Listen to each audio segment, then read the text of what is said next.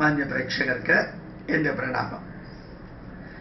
ഇന്നലെ വൈകുന്നേരം ഒരു കുടുംബക്ഷേത്രത്തിലായിരുന്നു പ്രഭാഷണം. സാധാരണ കുടുംബക്ഷേത്രങ്ങളിൽ പോകുമ്പോൾ ഒരു 200-300 പേരായിരിക്കും ഉണ്ടായിരിക്കാം. ഇന്നലെ ഏതാണ്ട് 2000-ഓളം പേര് ഈ പ്രഭാഷണം കേൾക്കാൻ മിനിമം ഉണ്ടായിരുന്നു. ആ കുടുംബക്ഷേത്രം മറ്റെല്ലാ കുടുംബക്ഷേത്രക്കാർക്കും മാതൃകയായിട്ടുള്ള ഒരു പരിപാടിയാണ് അവിടെ ആവിഷ്കരിച്ചത് എന്ന് പറയാനാണ് ഈ വിഷയം നിങ്ങളുടെ മുമ്പിൽ ഞാൻ സമർപ്പിക്കുന്നത്. 4000-ഓളം വീട്ടുകാര് ആ കുടുംബക്ഷേത്രത്തിൻ്റെ ചുറ്റുമുണ്ട്. 4000-ഓളം വീടുകൾ. ധാരാളം മുസ്ലിങ്ങളുമുണ്ട്, കുറേ ക്രിസ്ത്യാനികളുമുണ്ട്, എല്ലാ സമുദായക്കാരുമുണ്ട്. ഈഴവ കുടുംബത്തിൻ്റെയാണ് കുടുംബക്ഷേത്രമെങ്കിലും എല്ലാ സമുദായക്കാരുമുണ്ട്. അവിടെ ഈ നവാഹം ദേവിയുടെ നടക്കുമ്പോൾ ഈ 4000 കുടുംബക്കാർക്കും ക്ഷണക്കത്ത് കൊടുത്ത്, എല്ലാ മതത്തിലുള്ളവർക്കും ക്ഷണക്കത്ത് കൊടുത്ത് അവരെ വിളിച്ചു വരുത്തി അതിൽ നിന്നൊരു കമ്മിറ്റി ഉണ്ടാക്കി ആ പ്രദേശത്തെ ഒരു ഉത്സവമാണ്. ബ്രേക്ക്ഫാസ്റ്റും അവിടെയാണ്, ഉച്ചയ്ക്കുള്ള ഭക്ഷണവും അവിടെയാണ്, വൈകുന്നേരത്തെ ചായയും അമ്പലത്തിലാണ്, രാത്രിയിലത്തെ ഭക്ഷണവും അവിടെയാണ്. ഏതാണ്ട് 7000-8000 പേര് ഒത്തുചേരാറുണ്ട്. ഈ 4000 കുടുംബാംഗങ്ങളിൽ നിന്ന് ഇത്രയും പേര് അവിടെ ഭക്ഷണം കഴിക്കാൻ വരാറുണ്ട്. മതമോ ജാതിയോ ഇസമോ ഒന്നും അവിടെ പ്രകടമല്ല.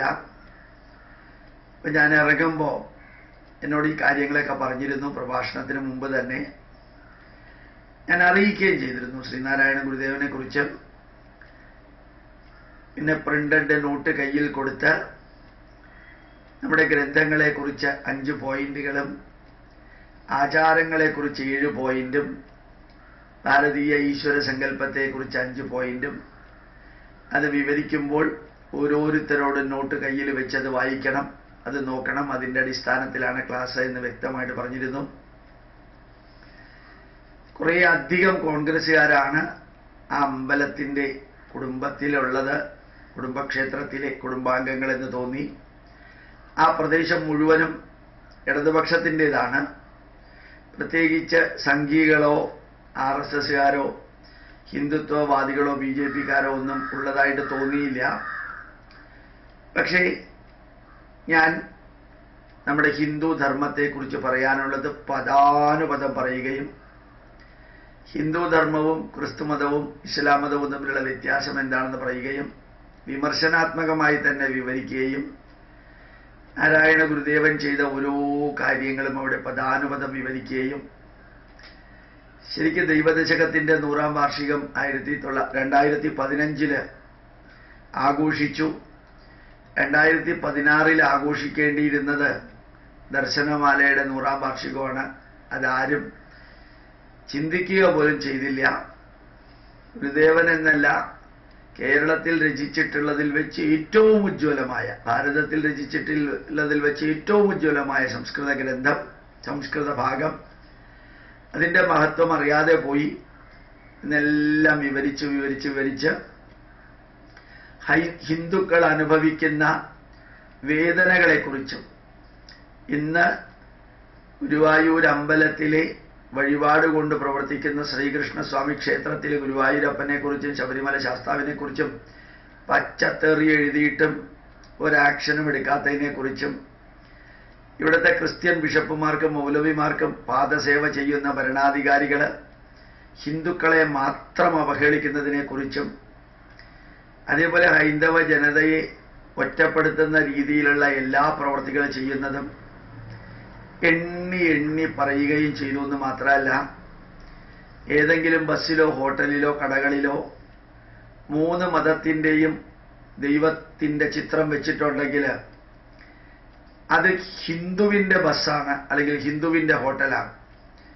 യേശുക്രിസ്തുവും കാബയും ഗണപതിയുടെയും ചിത്രം ഉണ്ടെങ്കിൽ ആ ബസ്സിൻ്റെ ഉടമസ്ഥൻ്റെ പേരന്വേഷിക്കുക. അതൊരു ഹോട്ടലിലാണ് 3 ചിത്രം വെച്ചിരിക്കുന്നതെങ്കിൽ ആ ഹോട്ടലിൻ്റെ ഉടമസ്ഥൻ ഏത് മതത്തിൽപ്പെട്ടവനാണെന്ന് അന്വേഷിക്കുക. അത് ഹിന്ദുവിൻ്റേതായിരിക്കും. ഈ നാട്ടിൽ ജനിച്ച് ഈ നാട്ടിൽ വളർന്ന് ഈ നാട്ടിൽ മരിക്കുന്ന ക്രിസ്ത്യാനി യെരുശലേമിൽ നിന്ന് വന്നിരിക്കുന്ന കുരിശും യേശു ക്രിസ്തുവിനെയും ബൈബിളും സ്വീകരിച്ചിരിക്കുന്നത് നമ്മുടെ നാട്ടിൽ നാരായണ ഗുരുദേവനെയോ ഇവിടുത്തെ ഭഗവത്ഗീതയെയോ ഇവിടുത്തെ കൃഷ്ണനെയോ സ്വീകരിച്ചിട്ടില്ല. ഇവിടുത്തെ മുസ്ലിങ്ങൾ ആരും മക്കയിൽ നിന്ന് വന്നവരല്ല. പക്ഷെ മക്കയിൽ നിന്ന് വന്നത് മാത്രമേ അവർ സ്വീകരിച്ചിട്ടുള്ളൂ. ഈ നാട്ടിലുള്ളതൊന്നും അവർ സ്വീകരിച്ചിട്ടില്ല. ശ്രീനാരായണ ഗുരുദേവൻ എല്ലാ മതസ്ഥരുടേതുമാണെന്ന് ഭരണത്തിൻ്റെ കസേരയിൽ ഇരുന്നുകൊണ്ട് പ്രഖ്യാപിച്ചതുകൊണ്ടൊന്നും ആയില്ല. എൻ്റെ അച്ഛനെ നിങ്ങളെല്ലാവരും ബഹുമാനിക്കുന്നു എന്ന് ഞാൻ തന്നെത്താനെ പറഞ്ഞതുകൊണ്ട് പ്രയോജനമൊന്നുമില്ല. യഥാർത്ഥത്തിൽ ബഹുമാനിക്കുന്നുണ്ടോ എന്ന് അറിഞ്ഞു വേണം എന്തെങ്കിലും പറയാൻ.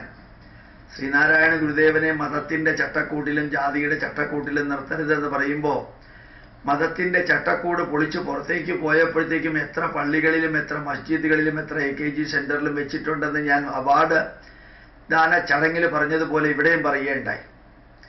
എന്നിട്ട് പറയുകയുണ്ടായി, തിരുവനന്തപുരത്ത് അമ്പലത്തറയിൽ മുക്കുവന്മാർക്ക് വേണ്ടിയിട്ടുണ്ടാക്കിയ ഗവൺമെൻറ് കെട്ടിടത്തിൻ്റെ ഉദ്ഘാടനത്തിന് സൂസവാക്യവും മറ്റ് ബിഷപ്പുമാരും പള്ളിയിലച്ചന്മാരുമാണ് ഉണ്ടായിരുന്നത്.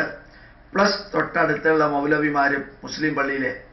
തിരുവനന്തപുരത്ത് 10-20ഓളം ആശ്രമങ്ങളുണ്ട് ഹിന്ദുക്കളുടെ. അവിടുത്തെ ഒരു സന്യാസിയെയും വിളിച്ചിട്ടില്ല. അതെന്താ? ക്രിസ്ത്യാനിയും മുസ്ലിമിനെയും പിണറായി വിജയൻ സാറിൻ്റെ ഉദ്ഘാടന ചടങ്ങിന് വിളിക്കാം, മറ്റ് ഹിന്ദുക്കളെ വിളിക്കാൻ പാടില്ലെന്ന് പറയുന്നതിൻ്റെ അർത്ഥം എന്താണ്? ഇങ്ങനെയുള്ളതെല്ലാം പദാനുപദം എണ്ണി എണ്ണി വിവരിച്ചു കൊടുക്കേണ്ടായി. പക്ഷെ അത് കഴിഞ്ഞ് ഇറങ്ങിയപ്പോൾ എൻ്റെ കൂട്ടത്തിലുള്ളവർ ജസ്റ്റ് മാർക്സിസ്റ്റ് പാർട്ടിക്കാർ ഭൂരിപക്ഷമുള്ള സദസ്സിൽ, കോൺഗ്രസ്സുകാർ ഭൂരിപക്ഷമുള്ള കുടുംബാംഗങ്ങളിൽ ഞാൻ പറഞ്ഞതിൽ ലാസ്റ്റ് പറയുകയും ചെയ്തു. പ്രഭാഷണത്തിൻ്റെ അവസാന ഭാഗത്തിൽ ഗോപാലകൃഷ്ണൻ പറഞ്ഞതിൽ ഏതെങ്കിലും ഒരു വിഷയത്തിൽ തെറ്റുണ്ടെങ്കിൽ എൻ്റെ അച്ഛൻ നാരായണൻ എമ്പ്രാന്തിരിയും അമ്മ സത്യഭാമയും എൻ്റെ കഴുത്തിൽ, ഞാൻ 4ാം ക്ലാസ് പഠിക്കുമ്പോൾ തൃശ്ശൂർ പൂര ദിവസം എൻ്റെ കഴുത്തിലിട്ട പൂണൂല് ഞാൻ ഈ സദസ്സിൽ ഇറക്കി വയ്ക്കാൻ തയ്യാറാണ്, ഞാൻ പറഞ്ഞതിൽ എന്തെങ്കിലും തെറ്റുണ്ടെങ്കിൽ എന്ന് പറയുകയും ചെയ്തു. അവരോട് സൂചിപ്പിച്ചു, പൂണൂലിനോട് ബഹുമാനമില്ലാത്തത് കൊണ്ടല്ല, ഇറക്കി വെക്കേണ്ടി വരില്ലെന്ന് ഉറപ്പിച്ചറിയാവുന്നത് കൊണ്ട് തന്നെയാണ് ഇത് പറഞ്ഞതെന്ന് പറയുകയും ചെയ്തു. ഒരു കത്തിക്കാളിയുള്ള അവസാന ഭാഗത്തെ പ്രഭാഷണമെല്ലാം കഴിഞ്ഞിറങ്ങിയപ്പോൾ ഇറങ്ങുന്നതിന് മുമ്പ് ഒരു വരി കൂടി പറഞ്ഞു. ഞാൻ പറഞ്ഞത് ഈ പ്രദേശത്തെ മതേതരവാദികൾക്കും ഇടതുപക്ഷത്തിനും വലതുപക്ഷത്തിനും ഏതെങ്കിലുമൊക്കെ വേദന തോന്നിയിട്ടുണ്ടെങ്കിൽ അടുത്ത പ്രാവശ്യം എന്നെ വിളിക്കുന്നത് ഒഴിവാക്കാം. അടുത്ത പ്രാവശ്യം വരികയാണെങ്കിൽ അടുത്ത പ്രാവശ്യം വരെയുള്ള സംഭവങ്ങൾ ഇതേപോലെ പറഞ്ഞിട്ടുണ്ടാവും, അതിൽ യാതൊരു സംശയമില്ല എന്നും അറിയിച്ചിട്ട് ഞാൻ ഇറങ്ങിയപ്പോൾ ആ അമ്പലത്തിലെ ഉടമസ്ഥരായിട്ടുള്ള കുടുംബക്ഷേത്ര ഭാരവാഹികൾ കാല് തൊട്ട് വന്നിക്കുകയും കയ്യിൽ കപ്പ് ചായ എടുത്തു തരികയും ചെയ്തു എന്ന് മാത്രമല്ല, ഒത്തിരി ഇടതുപക്ഷക്കാരും വലതുപക്ഷക്കാരും വന്ന് ഇതാണ് സത്യം സാറേ, ഇതാണ് ഇവിടെ വേണ്ടതെന്ന് പറഞ്ഞപ്പോൾ അറിയാതെ കണ്ണിൽ നിന്ന് എനിക്ക് കരച്ചിലിൻ്റെ വെള്ളം, സന്തോഷത്തിൻ്റെയോ ദുഃഖത്തിൻ്റെയോ എന്ന് അറിഞ്ഞൂടാ. സന്തോഷം തോന്നാൻ കാരണം എതിർക്കുമെന്ന് ഉറപ്പിച്ച് വിശ്വസിച്ചിരുന്നവരെല്ലാം വന്ന് അനുകൂലിച്ചു. ദുഃഖം തോന്നാൻ കാരണം ഇത് എത്രയോ നേരത്തെ കൊടുത്തിരുന്നു എങ്കിൽ ഇവരുടെ മനസ്സിൽ എത്രയൊക്കെ മാറ്റം ഉണ്ടാക്കാമായിരുന്നു, അത് മറ്റുള്ളവർക്ക് സാധിച്ചില്ലല്ലോ എന്നൊരു തോന്നൽ. ഏതായാലും അതിഗംഭീരമായിട്ട് ആത്മവിശ്വാസത്തോടുകൂടി പച്ചയ്ക്ക് സത്യം വിളിച്ചു പറഞ്ഞാൽ സമൂഹത്തിലെ ഒരാൾ പോലും എതിർക്കില്ല, എടുക്കാതിരിക്കില്ല, എടുക്കും, അനുകൂലിക്കും എന്ന് ബോധ്യം വന്ന 2 സദസ്സുകളിൽ ഒരെണ്ണം ഇന്നലെ വൈകുന്നേരത്തേതായിരുന്നു. ധന്യമായിട്ടുള്ളൊരു അനുഭവത്തിൻ്റെ പരമ്പരയായിരുന്നു. ആ ശ്രീനാരായണ ഗുരുദേവന്റെ കുടുംബാംഗങ്ങളുടെ ക്ഷേത്രത്തിൽ 10,000-2000-ലധികം വ്യക്തികൾ ഇത് കേൾക്കാനും അവിടെ ഇട്ടിരുന്ന കസേരയൊന്നും കാൽഭാഗത്തിന് പോലും തികഞ്ഞില്ല. നിന്ന് കൈകെട്ടി 2 മണിക്കൂർ 10 മിനിറ്റ് അവരതെല്ലാം കേട്ടപ്പോൾ തോന്നിയൊരു അഭിമാനം വാക്കുകൾ കൊണ്ട് വിവരിക്കാൻ സാധിക്കില്ല. സന്തോഷം തോന്നി, വളരെയധികം ചാരിതാർത്ഥ്യവും തോന്നി. ആ കുടുംബാംഗങ്ങൾ പറഞ്ഞു, ഇനി ഈ ക്ഷേത്രം ഇവിടെ ഉള്ളയിടത്തോളം കാലം എല്ലാ വർഷവും സാറ് വരണം.